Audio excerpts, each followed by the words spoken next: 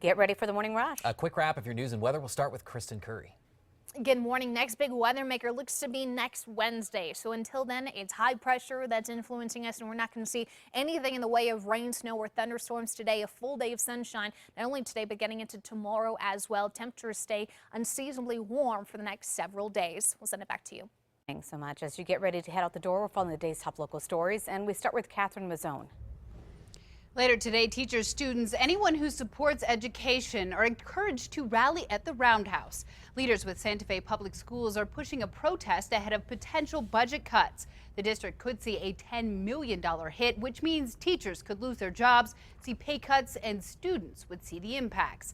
It's why the superintendent polled parents to see the support for a snow day. While the majority of the 5,000 parents opted for a full day off, the superintendent chose a half day. Sarah? A federal judge's decision in Hawaii to block the revised travel ban is putting the brakes on the order just hours before it was set to go into effect. U.S. District Judge Derek Watson made the decision yesterday. The ruling provides examples from plaintiffs saying they would not be able to associate with family members overseas on the basis of their religion and national origin. The judge also ruled that the executive order would harm the University of Hawaii financially and negatively impact tourism. But Hawaii isn't the only state. Find out who coming up in the 5 Facts. Crystal? Why not wait to tweet about it until you can prove it? The New York Times wrote about it. Other people have mentioned it. And don't forget, when I say wiretap, those words were in quotes. This morning, we're hearing from the president for the first time about his allegations that Obama wiretapped Trump Tower during the election. House intelligence leaders say they've seen no evidence to support that claim, but the president says his administration will present information soon. Secretary of State Rex Tillerson is in Japan today, meeting with Prime Minister Shinzo Abe. He'll also visit South Korea and China, where he's likely to talk trade and simmering tensions in the region following North Korea's recent missile launches. The next step for a bill to allow people to change the gender on their birth certificates without having a sex change is the House Judiciary Committee. The idea is to reduce the hurdles it takes for someone to amend their gender on their birth certificate. This bill would only require an opinion from a, quote, provider that someone is transgender. Kristen.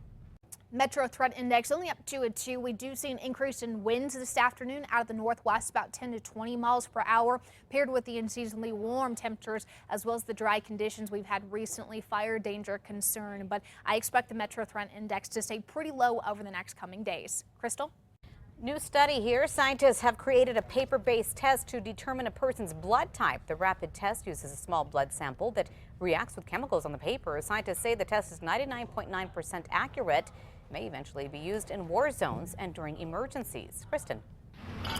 Time now for a check on traffic. We do have a water main break at Broadway and Central, and traffic's down to 1 lane each way, so definitely give yourself extra time there if you can. Avoid it in general.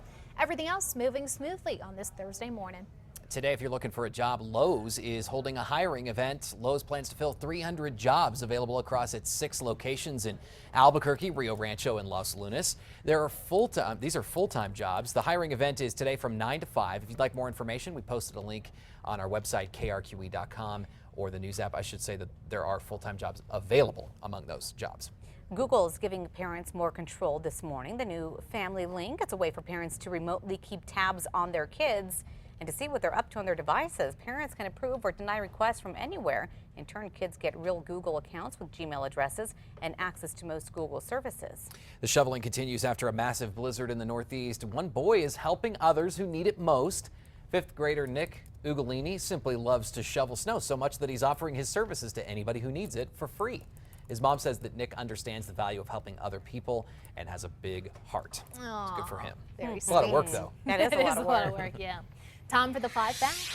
Start with number 5 here. Rebuilding a busy street, adding sidewalks, even some bike trails. That's a plan for a part of the metro that feeds right into a visitor hotspot. County commissioners are asking for input on the 2nd Street corridor project that stretches from Rio Bravo to just south of Bobby Foster, ending near the Valle de Oro Refuge. The meeting set for tonight at 5:30 at the Mountain View Community Center. At number 4 this morning today, family, friends, and law enforcement from across the state will honor fallen Navajo Nation police officer Houston Largo. He was killed in the line of duty over the weekend while responding to a domestic violence call. Happening today, a procession is scheduled to begin at 9 this morning to escort Officer Largo's body from a Gallup funeral home to Rehoboth Christian School for services. The officer is set to be buried at Sunset Memorial, also in Gallup. At number 3, warm temperatures continue today, near records here in the Albuquerque area. Sunshine over the entire state with winds about 10 to 20 out of the northwest. We will continue with those warm temperatures all the way into the end of the weekend. At number 2, students in Santa Fe are set to get out of school early so that they and their teachers can rally at the Roundhouse today. The superintendent made the call for a day of action to urge lawmakers to quit cutting education. Santa Fe's district is looking to take a $10 million hit. APS could lose as much as $25 million. On to number 1 now. Today, for the second time, President Trump's travel ban is blocked by a federal judge. A federal judge in Hawaii issued a temporary restraining order against the new executive order just yesterday, as you heard from Sarah. But just in this morning, another blow to the president's travel ban. A federal judge in Maryland ruled on its own temporary block this morning. Now, they join more than half a dozen other states also challenging the order. Unlike the first executive order, the new order removed Iraq from the Muslim-majority countries that were affected. If you want to read more on this story, go to our website, krqe.com.